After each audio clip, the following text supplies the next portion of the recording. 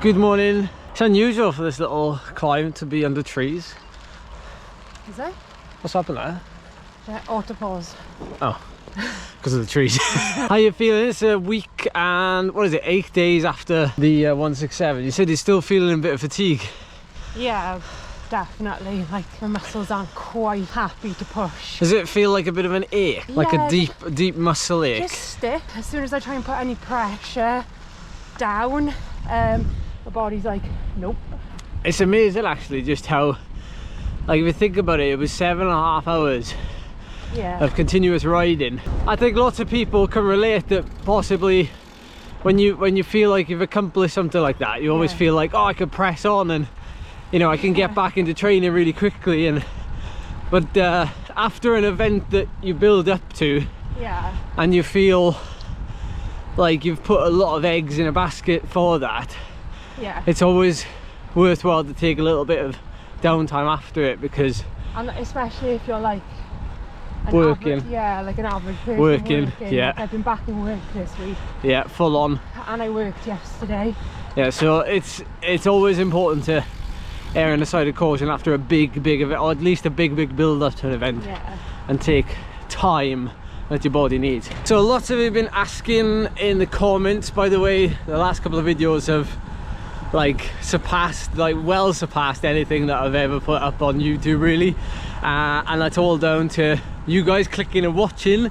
I think it's great to see that organic sort of growth, and over the last couple of years, and just seeing how, like, you know, just doing a performance like that up Saclobra and then making it into a video and putting it out there, like obviously you guys want to see that, and you obviously enjoy seeing that, otherwise, well, it wouldn't be watched as much as it is. So thank you so much for that. So my next little target, it's not really a massive target as such, it's more just me dipping my toe into something completely different, and that is a bike race roughly the size of Wales, and it starts in Chepstow and it finishes in North Wales in Chester, and it's going to be 1,000 kilometers give or take of just riding around, picking up checkpoints, and it's like an endurance challenge basically, and I've signed up for it because I'm just intrigued to see what that sort of space is like in the whole cycling world. And then after that, maybe 5-6 weeks after that, we have the Haute Route Alps, which is a 3-day event, and I'm also a Haute Route ambassador for those of you that didn't know. And a week after that, still in the Alps, we have the Marmotte, and we also have the Alpe d'Huez hill climb, time trial if that's what you want to call it, which is also that same weekend. So lots to come in the next couple of weeks / months. I hope you stay tuned for that. But yeah, training for the Haute Route and the Marmotte is going to be really exciting, and I hope you stay tuned for that lot. I've been up there in ages. I know. How are you liking the jersey? Yeah, it's nice. I'm wearing mine underneath my long sleeve. I don't know why, I was feeling the cold for some reason. It's because you're super lean. Not quite. I need a bit more padding like me. I was super lean a week or so ago, and then I've started eating like raspberry croissants and things like that, which we had in the cafe. But yeah, Yum, yum, yum. it's a really nice jersey, and it's comfy. Comfy. Yeah. It suits you better than it suits me. So we've just come out for a very leisurely 1 hour spin today. It is Sunday, so just so happens to be cafe spin day. Like I said, Charlie's first ride since the 167, which was about 7-8 days ago.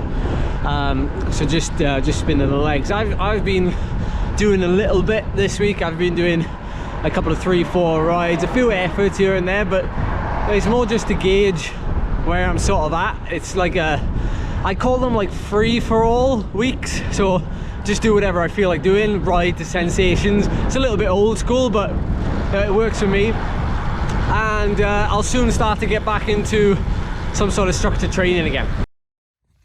So for the next 2 weeks at least, I'm going to be focusing on getting my act together for this massive ride around Wales. Well, not quite around Wales, but I'm going to leave a link down below in the description to the event itself. It's brand new this year.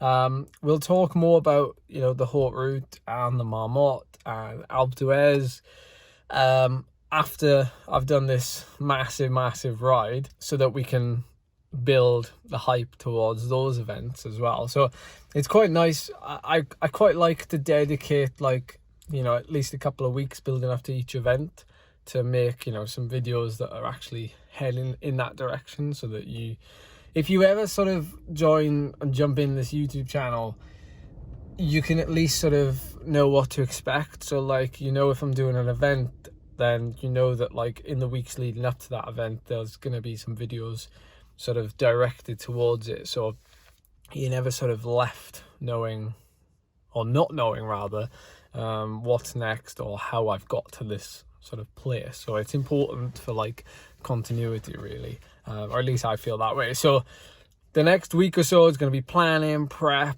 It's really interesting though that this event has like no actual set route, so we're actually left to our own devices to plan the route and everything. I think there's going to be like checkpoints, major checkpoints, which have been released already. There's like 10 of them, but there's also waypoints which they haven't yet announced. They're only going to do that a couple of days before though, so it's going to be like last minute route planning. That's the whole idea anyway, to create a bit of excitement. And it's all like self-supported, like, so even though it's going to come past here like South Wales, I won't be allowed to have any like, you know, support, like mechanic support or anything like that.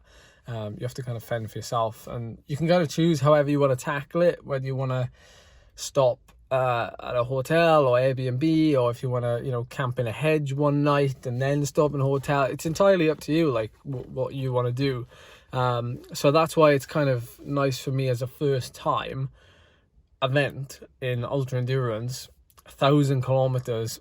It's nice to break myself in slowly rather than like just doing like, you know, some massive event that I think, you know, would really sort of push me to my limit. Not to say that this won't, because it's all relative and how you ride them, but I'm very excited for it.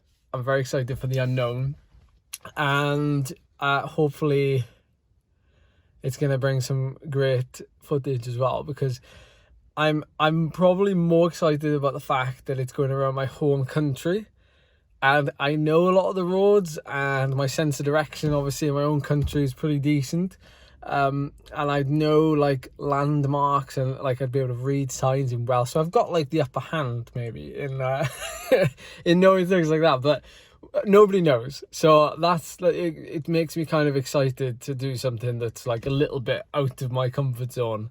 And I'm just out to have a good time with it, if truth be told. So that's a little sort of teaser of what's coming up in the next 8 weeks, shall we say. So I hope you're looking forward to it, because I am. And that's going to be it for this video. I'll see you in the next one. Yes, I almost forgot to show you this. So I was sent this. This is so nice. This is such a great gesture. Again, cycling art, a couple of others like right here as well. It's really cool. I love the cafe stop one, actually. I really like this, so thank you so much for sending this over. I just need to find somewhere for it now. Absolutely love it. And I was wearing an orange jersey that day too.